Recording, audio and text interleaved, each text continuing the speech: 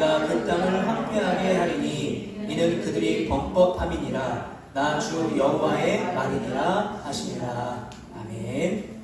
이 시간에는 땔감이 아닌 열매로 라는 말씀의 제목으로 에스겔 15장 1절부터 8절까지의 말씀을 가지고 함께 은혜를 나누겠습니다.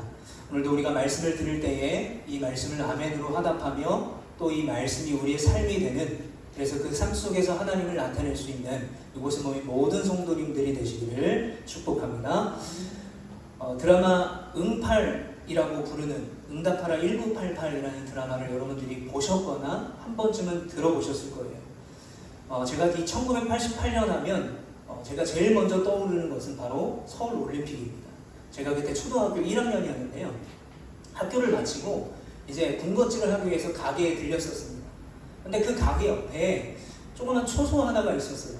근데 그 초소에서 한 아저씨가 뭐 지금처럼 이런 큰 TV도 아닌 굉장히 작은, 저 보면대보다 더 작은 소형 TV를 가지고 올림픽을 보고 계셨어요.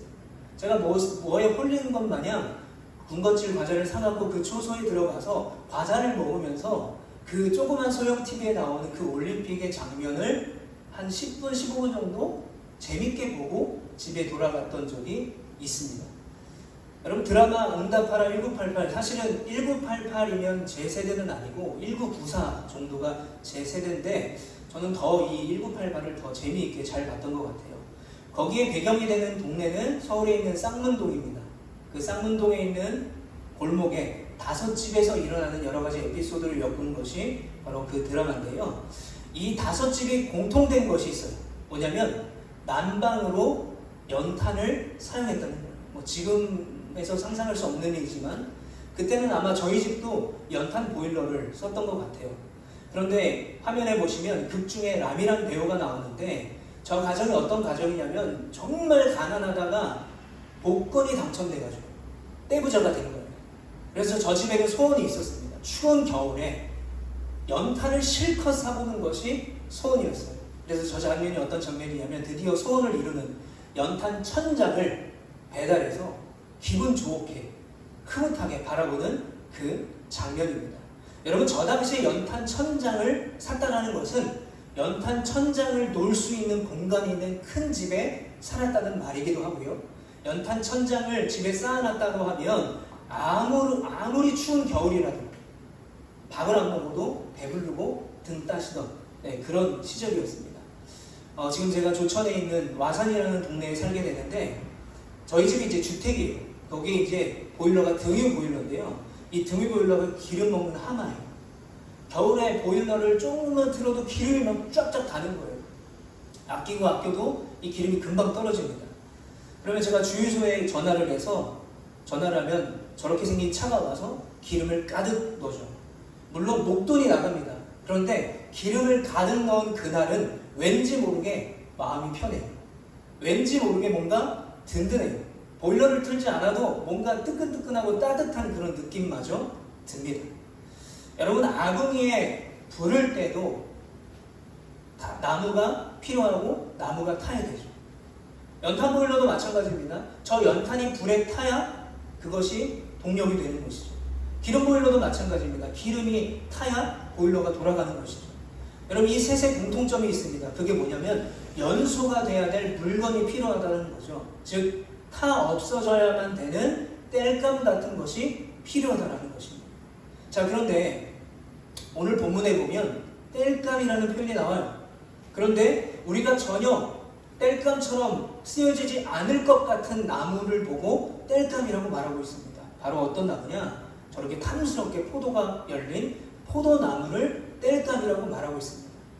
여러분, 우리가 구약 성경을 보면 이 포도나무는 종종 이스라엘의 비유가 됩니다. 왜 그러냐면 이 포도나무는요, 보통 한 개의 나무에서 수많은 넝쿨들과 가지가 나와서 거기에 수많은 아름다운 포도 열매가 맺히기 때문에 하나님께서 선택하신 이스라엘 백성들을 포도나무에 비유했던 것이죠. 자, 그런데 이렇게 아름답고 귀한 포도나무, 그리고 이스라엘을 상징하는 이 포도나무가 왜 땔감 취급받고 있을까요? 하나님이 이렇게 말씀하실 것 같아요. 누가 내 귀한 자식 보고 땔감이래? 라고 말할 것 같아요. 자, 그런데 1절과 6절과 8절에 보면 이렇게 말합니다. 여호와의 말씀이 내게 임하여 이르시되. 에스겔이 하고 있는 거예요. 에스겔이 이스라엘 보고 네가 땔감이야 라고 말하는 게 아니었어요. 하나님의 말씀이 그에게 임하여서 하나님의 말씀을 전하는 것이죠. 6절에 보면 주 여호와께서 이같이 말씀하셨습니다. 8절에도 나 주 여호와의 말이니라. 이스라엘이 포도나무가 아니라 불에 던져지는 땔감밖에 안 된다라고 누가 말씀하고 계세요? 지금 바로 하나님께서 말씀하고 계신 거예요. 하나님께서 직접 예루살렘을 불에 던질 땔감처럼 되게 하겠다라는 무서운 심판을 말씀하고 계신 것입니다. 자, 우리 2절 말씀 같이 읽어보겠습니다. 시작. 인자야, 포도나무가 모든 나무보다 나은 것이 무엇이냐? 숲속의 여러 나무 가운데 있는 그 포도나무 가지가 나은 것이 무엇이냐? 자, 여기서 말하고 있는 것은 포도나무가 다른 나무보다 나은 것은 바로 포도가 열려야 된다는 거죠. 포도 열매가 아름답게 열리기 때문에 다른 나무보다 낫다는 것입니다. 즉 포도나무는 포도 열매를 맺는 것으로 자신의 존재 가치를 설명하는 것이죠. 자, 그런데 왜 이스라엘이 이 포도나무로 비교가 됩니까? 가만히 우리가 이스라엘을 살펴보면 이스라엘 주변으로는 수많은 강대국들이 존재해요. 그런데 왜 그 중에서 가장 작고 연약한 나라를 왜 하나님께서 포도나무라고 비유하실까? 그 많고 아름다운 열매가 맺히는 그런 귀한 존재로 여기실까? 그 이유는요, 하나예요. 바로 하나님께서 택하신 백성이기 때문에. 하나님께서 택하신 백성이고 하나님의 언약 안에 있기 때문에 이스라엘 백성들이 작고 연약하지만 그럼에도 하나님은 그들에게 포도나무와 같은 귀한 존재라고 말씀하고 계신 것입니다. 자, 그런데 우리가 2절 말씀을 잘 보면요, 포도나무에 아주 중요한 역할을 하고 있는 열매 이야기가 하나도 나오지 않아요. 뭐만 나옵니까? 대신 가지 이야기가 나와요. 왜 그럴까요? 왜 가지 이야기만 지금 하고 있을까요? 포도나무에 포도 열매가 없기 때문에 그래요. 열매 얘기를 할 거리가 없기 때문에 그래요. 가지가 그렇게 무성한데도 열매가 하나도 없는 거예요. 여러분, 포도나무는요, 이 그림도 보시면 알겠지만 다른 나무와 달리 가지가 구불구불하고 길게 자라고요. 요즘에 키울 때는 다 Y자로 키운대요. 그리고 예쁜 꽃도 피지 않고요. 나무가 단단하지도 않고요. 그래서 가지는요, 아무런 쓸데가 없어요. 자, 그래서 오늘 본문에서 결국 이 포도 열매가 없는 포도나무 가지는 어디에 쓴다고 말합니까? 우리 4절과 5절 말씀 같이 읽어보겠습니다. 시작. 불에 던질 땔감이 될 뿐이라 불이 그 두 끝을 사르고 그 가운데도 태웠으면 제조에 무슨 소용이 있겠느냐? 그것이 온전할 때에도 아무 제조에 합당하지 아니하였거든. 하물며 불에 살라지고 탄 후에 어찌 제조에 합당하겠느냐? 이런 거예요. 포도나무가 원래도 쓸모가 없는데 지금 포도나무 가지가 어떤 형태예요? 양끝이 불에 타 있는 상태예요. 이런데 어떻게 이 쓸모없는 나무를 어디에 쓰겠냐? 그냥 불에 던져져 땔감밖에 되지 않겠다라고 말하는 것입니다. 그런데 제가 알아봤는데요, 직접 농사를 짓거나 불을 떼셔서 아궁이를 태우는 분들이 이 포도나무 가지가 쓸데가 없대요. 땔감으로 쓰기도 별로래요. 왜냐하면 치렁치렁 막 가지들이 엉켜있고 넝쿨이 있기 때문에 이걸 일일이 다 떼가지고 가져가서 불을 떼는 게 불편하다는 것입니다. 게다가 오늘 본문에 이 포도나무의 특징이 있죠. 가지의 특징. 양끝이 불에 타 있다는 거예요. 자, 이 말은요, 비유를 말하는 건데 어떤 의미냐면 이미 바벨론이라는 나라가 남유다에 쳐들어왔었어요.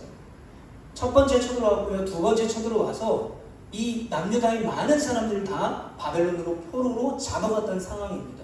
그러니까 포도나무 가지인 이스라엘의 양끝이 불에 탔다라고 설명하고 있는 거예요. 자, 이제 남은 것은 누구냐? 1차와 2차 똑똑한 사람들, 젊은 사람들, 필요한 사람들 다 데려가고 이제 병들고 약한 노인들만 남아있는 예루살렘이에요. 그리고 그들이 자랑하고 추앙하던 성전만 남아있습니다. 자, 이미 양끝에 불이 탔어요. 그런데 양끝에 불이 이미 타버린 이 나뭇가지를 땔감으로 불에 던진 자라는 하나님의 말씀은 어떤 의미를 뜻하냐면 아직도 그들이 가지고 있는 영적인 나태함과 그래도 우리가 하나님 언약 백성인데 라고 하는 그들의 교만함을 무색하게 만드는 하나님의 말씀이라는 거예요.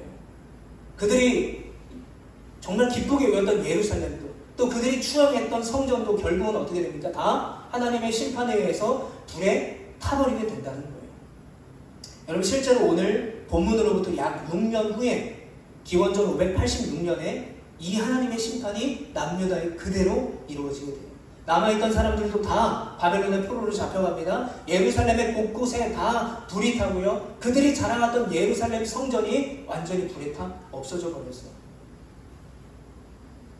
자, 그렇다면 이 이스라엘 백성들을 언약 백성으로 삼으셨고 애굽의 손에서 건져내셨고 그들의 수많은 불평과 불만과 죄악 속에서도 그들을 약속의 땅으로 데려가셨고 인내하셨던 그 하나님께서 왜 이 이스라엘을 직접 심판하실까요? 자, 그 이유가 오늘 보면 8절에 있습니다. 우리 8절 말씀 같이 읽어봅니다. 내가 그 땅을 황폐하게 하리니 이는 그들이 범법함이니라 나 주 여호와의 말이니라 하시니라. 아멘. 왜 하나님이 사랑하는 그 백성, 포도나무와 같은 그 귀한 백성을 직접 심판하고 계시는가? 그들이 범법했다라는 거예요. 이 범법이라는 단어를 원어를 보게 되면요, 불성실하게 행동했다, 위반했다라는 의미로 쓰여요. 그런데 우리가 영어 성경을 찾아보면요, unfaithfully라는 단어가 쓰입니다. 불성실하게, 부정확하게 라는 의미죠. 그런데 이 unfaithfully의 원형을 보면 unfaith예요. unfaith. faith가 믿음이라는 뜻이죠. 믿음이 없다라는 것입니다. 즉, 이 범법함이란 그들의 죄라는 말을 종합해보면 먼저는 그들이 하나님을 unfaith, 믿지 않음으로 시작이 된 거예요. 하나님을 믿지 않았기 때문에 뭘 믿습니까? 우상을 대신 믿는 거예요. 하나님을 믿지 않으니까 하나님의 가치가 아니라 세상의 가치와 죄를 따라가게 되는 거예요. 그러다 보니까 결국 그 모든 행위가 뭐가 됩니까? 하나님을 반역한 이스라엘 백성들의 죄가 되었다는 거예요.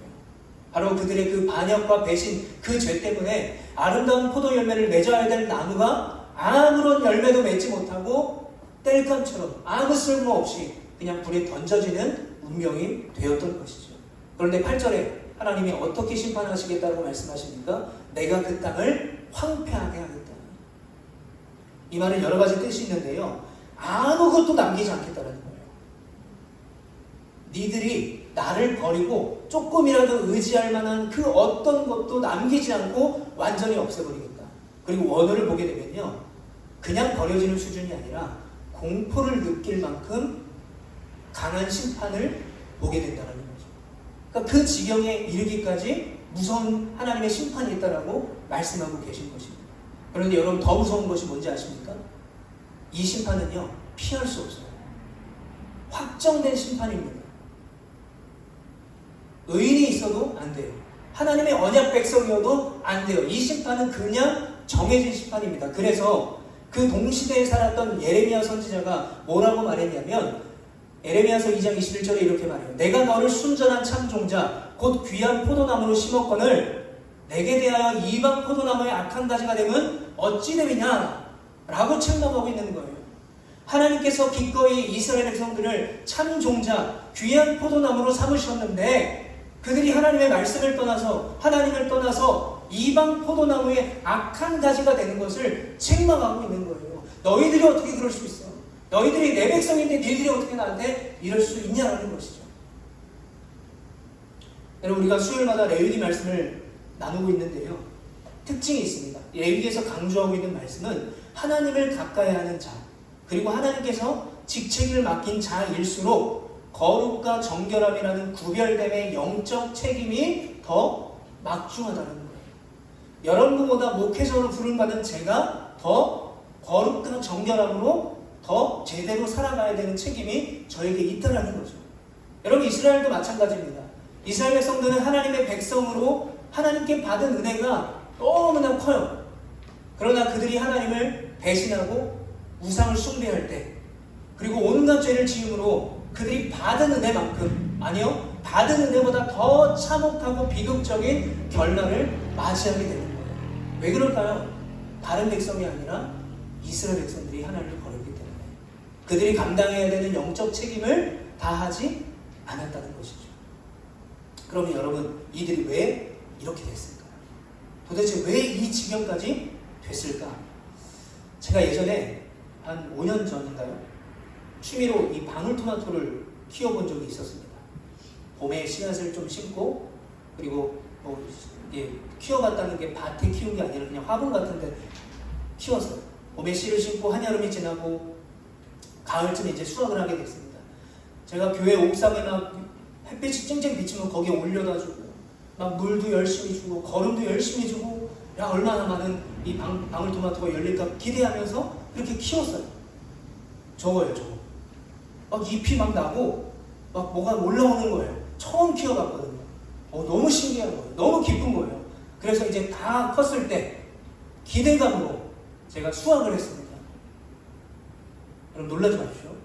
제가 무려 3알을 수확했어요. 3알. 단 3알. 30알도 아니고 3알. 그렇게 옥상에 갖다 놓고 또 너무 더우면 그늘에 숨겨주고 거물 주고 막 거름 주고 물 주고 거의 1년 가까이 제가 그렇게 노력했는데 3알 열렸습니다. 먹기도 아까웠습니다. 참 허무했습니다. 내가 들인 노력과 내가 들인 그 시간이 아까웠죠. 여러분 다시 우리가 본문으로 돌아가면 우리가 포도나무라는 것에 집중할 때 우리가 놓쳤던 것이 있는데 2절 말씀에 보면 이렇게 말하고 있습니다. 숲속의 여러 나무 가운데 있는 그 포도나무 가지. 여러분 지금 포도나무가 있는 곳이 어디예요?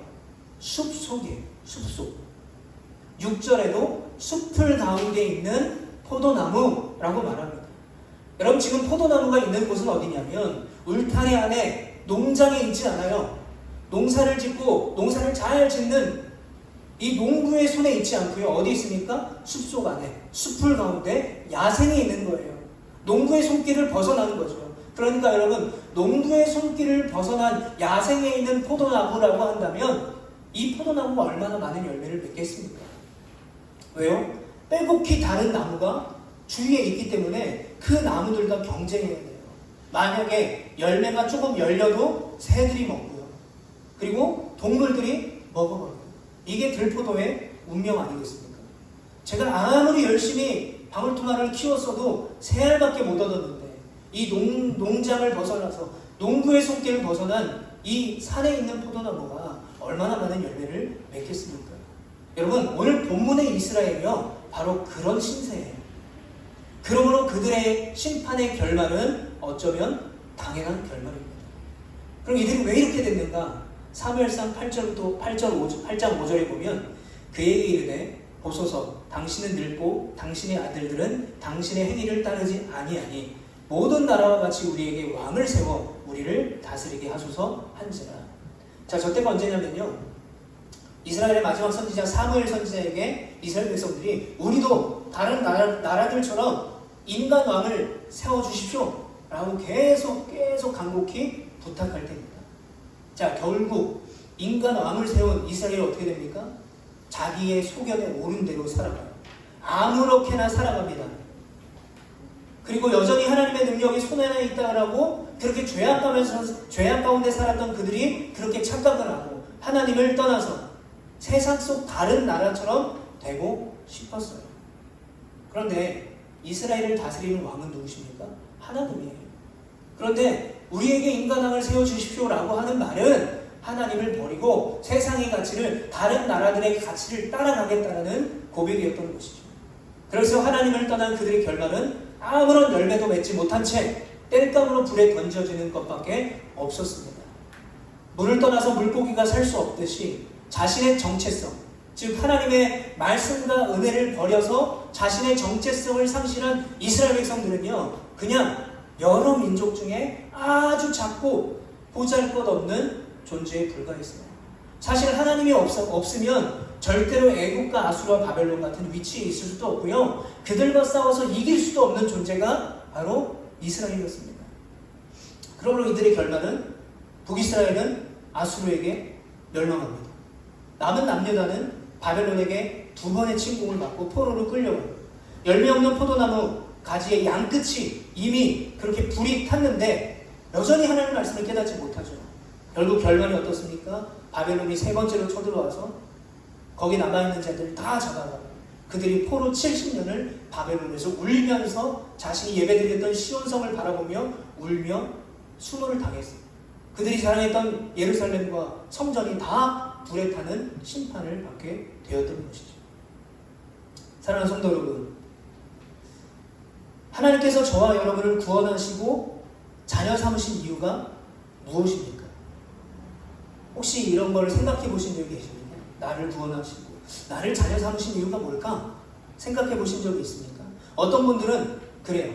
내가 예수님을 믿고 잘 먹고 잘 살게 하기 위해서, 그래서 내가 잘 먹고 잘 살게 돼서 내가 그 자랑으로 믿지 않는 자들을 전도하게 하기 위해서, 또는 내가 잘 먹고 잘 살고 많은 돈을 벌어서 그들을 도와주게 하려고 하나님이 나를 구원하셨어 라고 생각하는 분들이 있어요.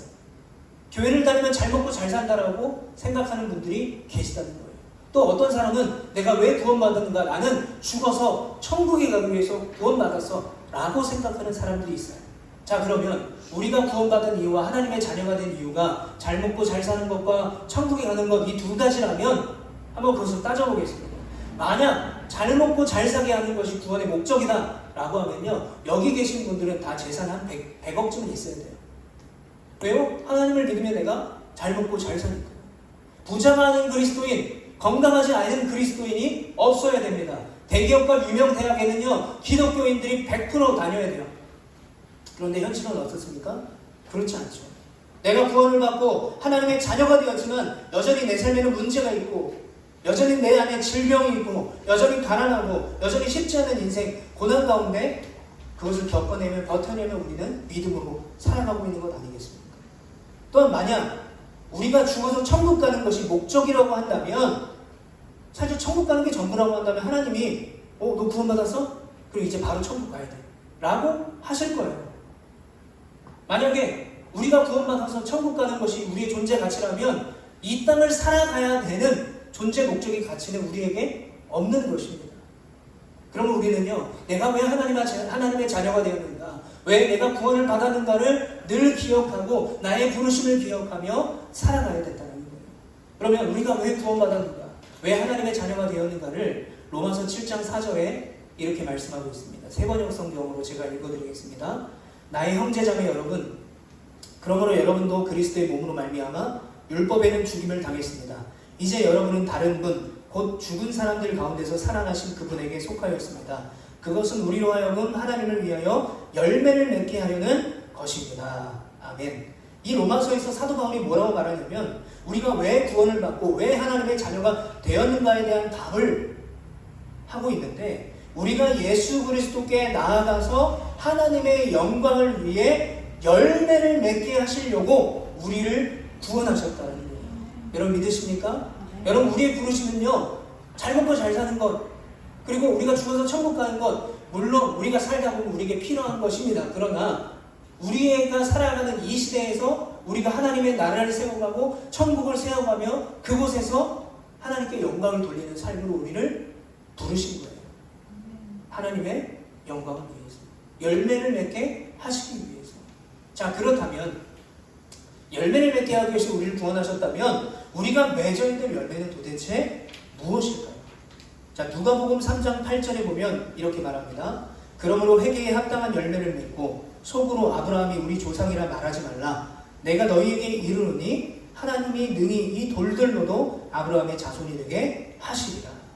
자, 세례 요한이 뭐라고 말하냐면요, 회개에 합당한 열매, 그 열매를 맺어야 되는데 그 열매를 맺지 못하면 반드시 불에 찍혀 던져질 뿐만 아니라 하나님을 찬양하거나 하나님께 영광 돌릴 수 있는 사람이 없다면 하나님은 그냥 굴러다니는 돌들로도 하나님의 백성이 되게 하신다고 말씀하셨어요.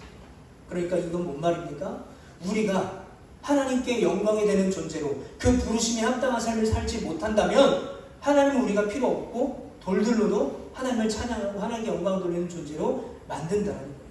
자, 이렇게 얘기하고 있는 세례 요한에게 사람들이 되묻고 있습니다. 자, 그러면 그 회개에 합당한 열매, 그걸 맺으려면 우리가 어떻게 해야 됩니까? 도대체 어떻게 해야 됩니까? 자, 누가복음 3장 11절에 이렇게 말합니다. 대답하여 이르되 옷 2벌 있는 자는 옷 없는 자에게 나눠줄 것이요 먹을 것이 있는 자도 그렇게 할 것이니라 하고 회개에 합당한 열매를 맺고 하나님 앞에 그 열매를 영광 돌리는 삶. 어떤 삶이냐? 옷이 2벌 있으면 옷 없는 사람에게 1벌을 주라는 거예요. 먹을 것이 있는 자는 먹을 것을 나눠주라는 것이죠. 첫 번째로 우리가 맺어야 될 열매, 우리가 이 땅을 살아가면서 우리가 맺어야 될 열매는 바로 착한 행실이라는 것입니다. 착한 행실이라는 것은 내가 착하고 선하다는 것을 그냥 겉으로만 보여주는 것이 아니에요. 이 말은 우리가 믿는 자라면 믿는 자답게 살아가야 된다는 거예요. 나는 믿는 자야. 나는 구원받았어. 나는 선한 사람이야. 라고 말만 하는 것이 아니라 삶으로 살아내야 된다는 거죠. 왜 그럴까요? 하나님 백성의 가치는 이름이 아니라 삶에서 드러나기 때문입니다. 다시 한번 말씀드리겠습니다. 하나님의 백성의 가치는요, 내가 하나님의 백성이야라는 이름에서 드러나는 것이 아니라 그 하나님의 백성이 살아가는 삶에서 드러나게 된다는 것입니다. 2번째 맺어야 될 열매는 뭐냐? 바로 영적 열매예요. 사도 바울이 말하는 성령의 열매, 사랑이라고 합평 오래 참음, 자비, 양선, 충성, 온유, 절제. 이 성령의 열매를 우리가 살아가는 이 땅 가운데서 우리가 그것을 믿고 우리가 그대로 살아가야 된다는 것을 말씀하고 있는 것입니다. 자, 우리가 구원받고 하나님의 자녀가 된 그 이유, 그리고 우리가 그렇게 살아가야 되는 이유를 착한 행실과 영적인 열매라고 말하고 있습니다. 사랑하는 성도 여러분, 착한 행실과 영적 열매를 맺으며 살아가는 우리 모두가 되시기를 간절히 축복합니다. 자, 이제 고린도전서 1장 26절부터 27절을 같이 읽고 말씀을 정리하도록 하겠습니다. 함께 읽겠습니다. 시작. 형제들아, 너희를 부르심을 보라. 육체를 따라 지혜로운 자가 많지 아니하며 선한 자가 많지 아니하도다. 그러나 하나님께서 세상에 미련한 것들을 택하사 지혜 있는 자들을 부끄럽게 하려 하시고 세상에 약한 것들을 택하사 강한 것들을 부끄럽게 하려 하시며. 자, 여러분, 이 편지를 쓰고 있는 사람은요, 사도 바울이에요. 근데 이 편지를 쓰기 전에 사도 바울의 과거의 삶은 어땠습니까? 세상적으로 높은 지위와 학벌을 가졌어요. 소위 말하는 스펙이 대단한 사람이었고요, 잘 나가는 사람이었습니다. 그런데 그랬던 바울이 지금 뭐라고 말하냐면, 하나님의 부르심을 받은 우리가 육체적으로는, 세상적으로는 지혜롭지도 않고 능력도 있지도 않고 학벌이 좋지 않다라고 말하고 있어요. 자, 그런데 가만히 생각해보면 이 말은요, 사도 바울이 해서는 안 돼요. 왜냐하면 사도 바울은 학벌 좋았죠, 잘 나갔죠, 높은 지위에 있었죠. 그런데 그 사람이 우리 보고 세상적으로는 지혜롭지도 않고 능력도 없고 학벌도 좋지 않다, 마치 놀리는 것처럼 들려요. 그런데 여러분, 바울은요, 이 고백을 자신의 고백을 담아 하고 있는 거예요. 세상에서 인정하는 자신의 학벌과 지위, 그것이 세상 속에 자랑은 됐겠지만 결국 하나님의 구원 앞에 그것은 아무 쓸모없는 배설물 같다라고 여기는 사도 바울의 고백이라는 거예요. 그래서 지금의 자기는 그 모든 것, 과거의 모든 것을 다 버리고 나는 이것밖에 모른다라는 거죠. 로마서 1장 16절. 내가 복음을 부끄러워하지 아니하노니 이 복음 모든 믿는 자에게 구원을 주시는 하나님의 능력이 되리라. 먼저는 유대인에게요, 그리고 헬라인에게로다. 아멘. 바로 구원이라는 그 은혜로 그리스도 안에 거하는 그 축복을 통해서 연약하고 자랑할 것 없는 우리가 세상에서 지혜롭다고 말하고 세상에서 강하다고 말하고 세상에서 많은 것들을 가졌다고 하는 사람들을 부끄럽게 만든다라는 선포를 사도 바울이 당당히 할 수 있었던 거예요. 왜요? 바울의 과거의 삶이 부끄럽게도 그 쓸모없는 것을 바라보며 살았기 때문이에요. 그러나 남들이 다 추앙하는 그 배설물과 같은 그 모든 것이 지금 나에게는 없을지라도, 그래서 내가 예전에 자랑하던 그 모든 것이 없어서 지금은 나도 연약하고 지금은 나도 지혜가 없고 나도 세상에 인정받지 못할지라도 나는 오직 복음만은 부끄러워하지 아니하고 나는 오직 복음만을 바라보며 사는 축복받은 인생이 되었더라고 고백하고 있는 거죠. 쉽게 말하면 예전에 잘 나갔던 인생이 축복이 아니라 내가 그 모든 것들을 다 잃었지만 내가 복음을 알고 복음 때문에 구원받은 그 은혜가 훨씬 더 기쁘다고 고백하고 있는 것입니다. 사랑하는 성도 여러분, 이 바울의 고백이 우리의 믿음의 고백이 되시기를 간절히 축복합니다. 여러분, 더 이상 세상의 가치가 아니라 그리고 세상의 가치에 끌려서 열매 없는 가지가 아니라 주님 안에 거하며 통성한 열매를 맺는 포도나무가 되시기를 간절히 축복합니다. 우리는 땔감이 아니에요. 우리는 열매로서 하나님께 영광 돌리는 기쁨의 존재임을 믿습니다. 우리의 착한 행실과 성령의 열매로 하나님을 사랑하고 이웃을 사랑하며 그 은혜의 증인으로 살아갈 수 있는 우리 모두가 되시기를, 우리 제주 로아교회가 되기를 예수 그리스도의 이름으로 소망하고 축복합니다.